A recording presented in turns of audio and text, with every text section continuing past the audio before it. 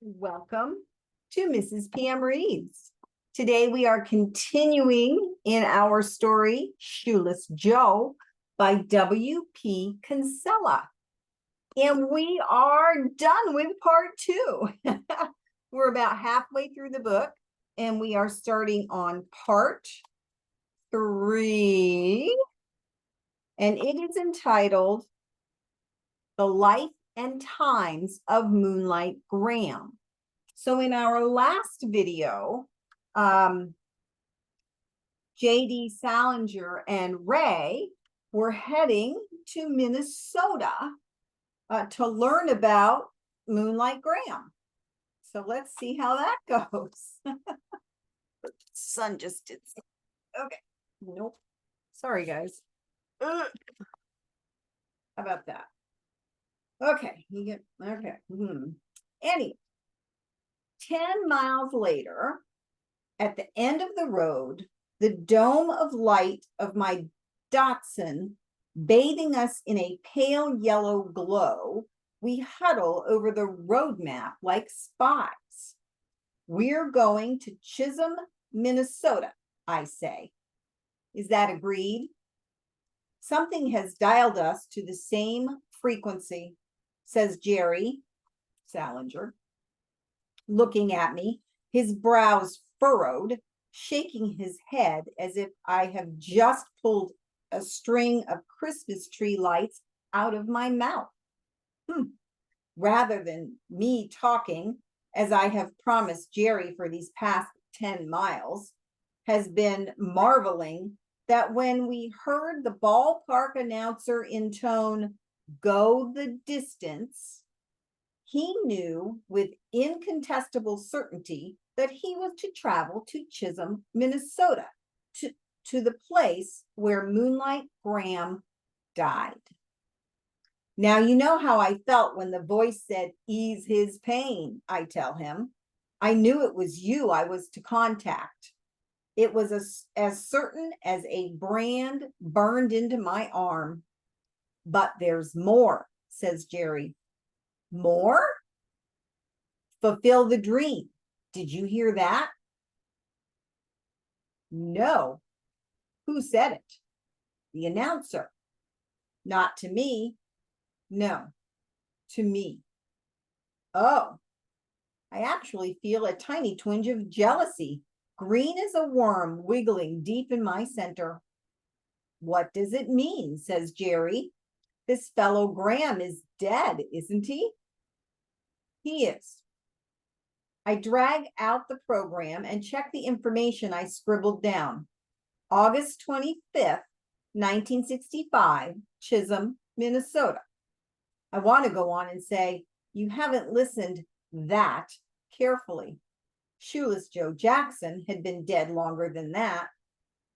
But I don't say anything, for I really am a little jealous, and I wonder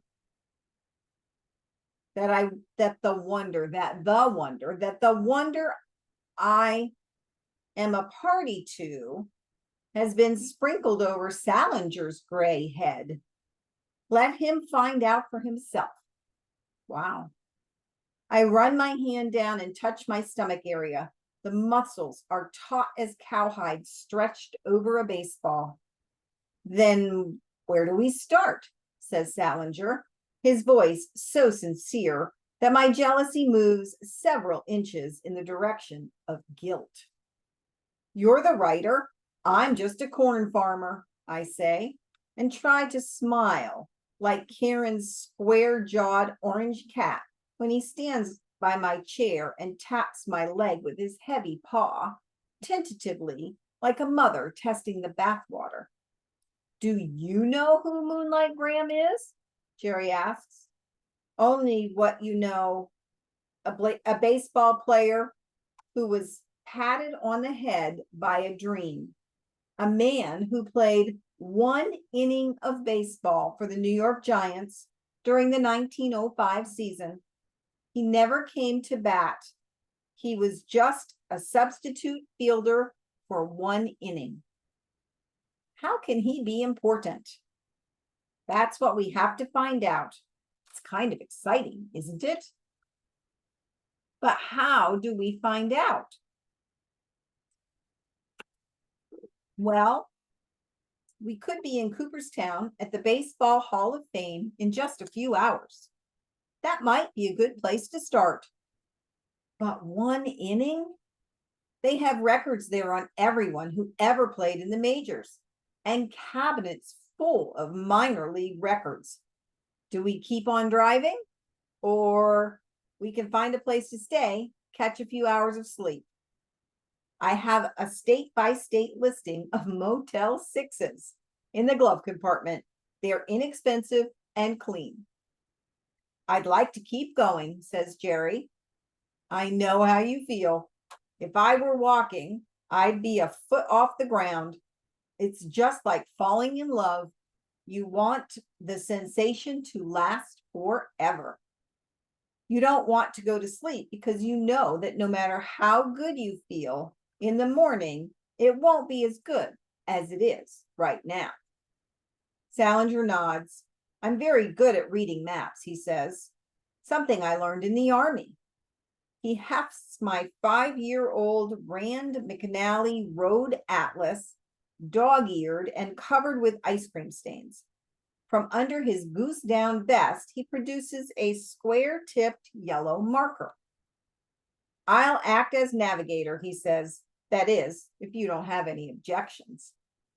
Start by finding Chisholm, Minnesota, I suggest. He flaps pages, flutters index, lowers his face until his ample nose almost touches the map. Here, way up here, beyond Duluth, not that far from Canada. Desolate country. He must have been a logger or a miner. In the same general area as International Falls, I say, the coldest part of the USA. Why would a man from Fayetteville, North Carolina, go way up there and stay? He might not have stayed. Maybe he just died there. Maybe a son or daughter took him up there to live his last days. He was 85 when he died. I bet he lived all his life in the South. It is kind of exciting, isn't it? And we grin at each other like kids clutching shiny quarters. His inscribed, fulfill the dream. Mine engraved, go the distance. Heading for the ice cream store. Point me towards Coopertown, I say. And as we drive, I'll get around to telling you that story I promised. I do tell the story, and some of it I even repeat as the adrenaline continues to flow. Salinger, though, I think he is listening, seems preoccupied. He draws yellow lines on the map, and I follow them. My eyebrows throb. I decide to bait Jerry. You never talk about writing, I say. You've never brought up the subject on your own, not even once. And what do you do? Counters Jerry. I don't hear you babbling on about the joys of barn cleaning or pouring ammonia on your stable or whatever else it is you do. That's different. It was Annie who got me to rent the farm. It was Annie who got me to buy it. Not that I don't like it, but I don't know enough about it to talk about it all. I talk about baseball, though, and about my stadium. How many times have I told you about my stadium? Don't ask, Salinger says. You're worse than a kid wanting to show off a new toy. That's what I mean. You and I, who do something worth talking about, but I talk and you don't. I mean, everybody talks about what they do. Hal, have you ever had a plumber or a TV repairman at your house? They yap on and on about the jobs they've done, the sinks they've unplugged, the vertical hold buttons they've replaced. My father owns a farm too, but he didn't know or care much about it. He was a plastering contractor, and his every conversation was dotted with words like scratch coat, sand finish, scaffolds, hawk and trowel, cement, lime, and stone chips. Even on the farm, he used to talk plastering in his sleep. Move the scaffolds, or more mud, damn it, he'd holler out while he was dozing on the sofa on a Sunday afternoon. I could talk a good game of life insurance when I was in the business. Why, I sweat endowments, and I could work 20 pay life into any conversation, even one about baseball. I hated the job, but I still talked about it. Now, if I were like you and did something I really loved, writing is different, Jerry says. Ordinary people don't understand. Even other writers don't understand. But that doesn't hold up. That doesn't stop other people. Mechanics talk about widgets and glodrobes and units of compression and get off on the looks of incomprehension they get in return. Writing is different, Salinger insists. Other people get into occupations by accident or design, but writers are born.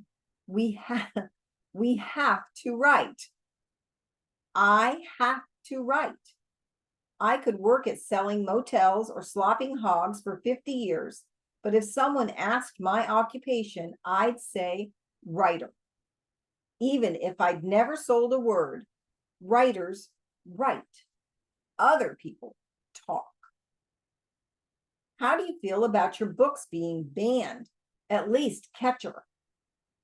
Are they still doing that? You mean you don't care? I stopped caring years ago.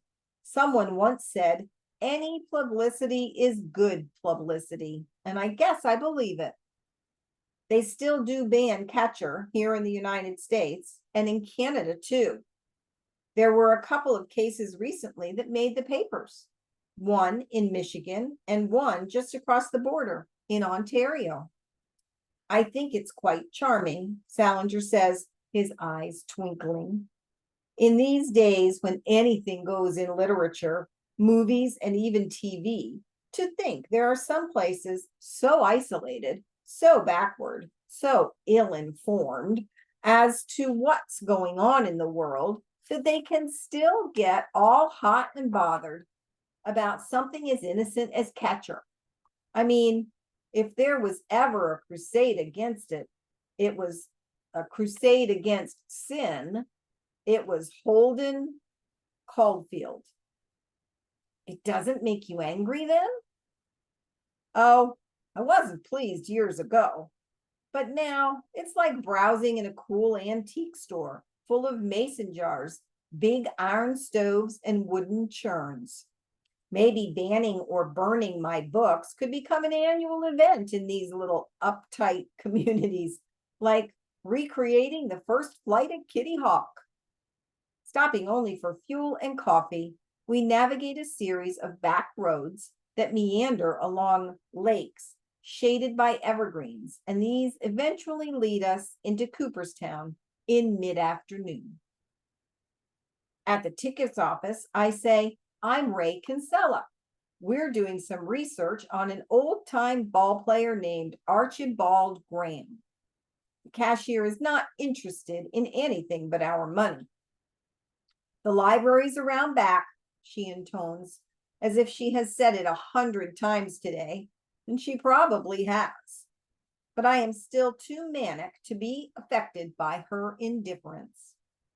This is J.D. Salinger, I say, pointing to Jerry as if he were a trophy I was delivering.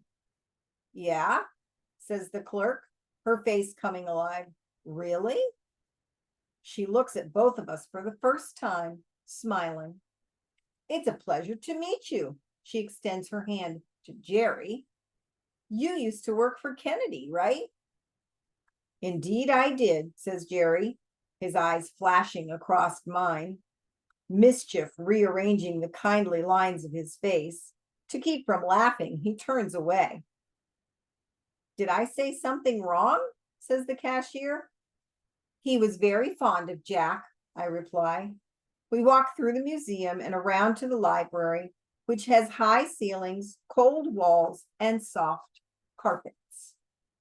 It is a ghostly feeling standing chest deep in history here at the Baseball Hall of Fame.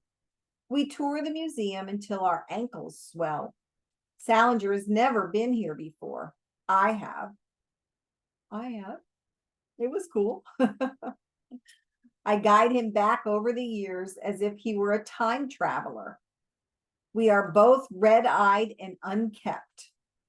My eyebrow is swollen and unsightly, the skin around it saw blade blue. Among the larger relics present is a turnstile from the Polo Grounds in New York, one of the same ones that counted the 2,000 fans who watched Moonlight Graham's brief appearance on that day, June in 1905. It is with reverence that I touch its pocked silver surface, as if I were a basilica in a basilica, reaching out tentatively to finger the face of a holy statue.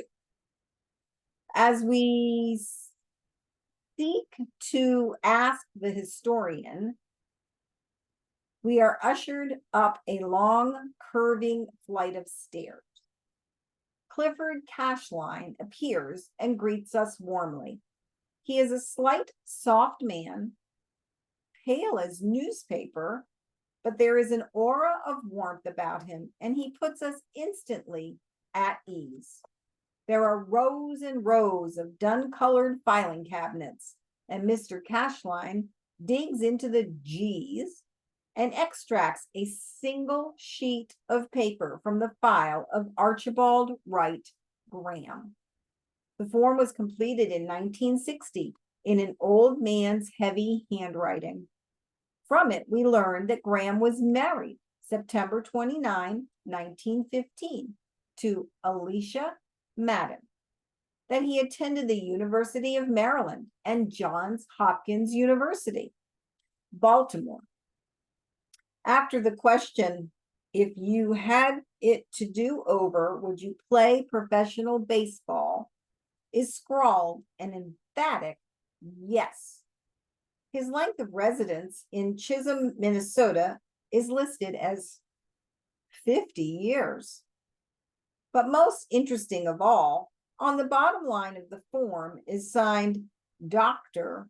A.W. Graham. While we study the form like archaeologists gapping at a newly exhumed mummy, Cashline goes from filing cabinet to filing cabinet, interweaving cross references as if following a trail of dropped corn kernels. He waves a piece of paper over his head as he disappears around a corner. A copier whirs. He returns and hands to me tenderly, as a nurse passing a new child to its mother, the box score of Moonlight Graham's only major league game. And we're going to stop there, but let's see if I can show you. It doesn't really say a whole lot, because Moonlight Graham never actually got to hit. Anyway, where is it? This box takes up about half the page. And we're going to go ahead and stop there. Let me put my bookmark in.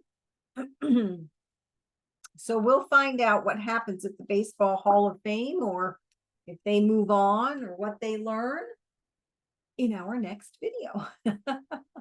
All right, you guys. Thank you for joining me.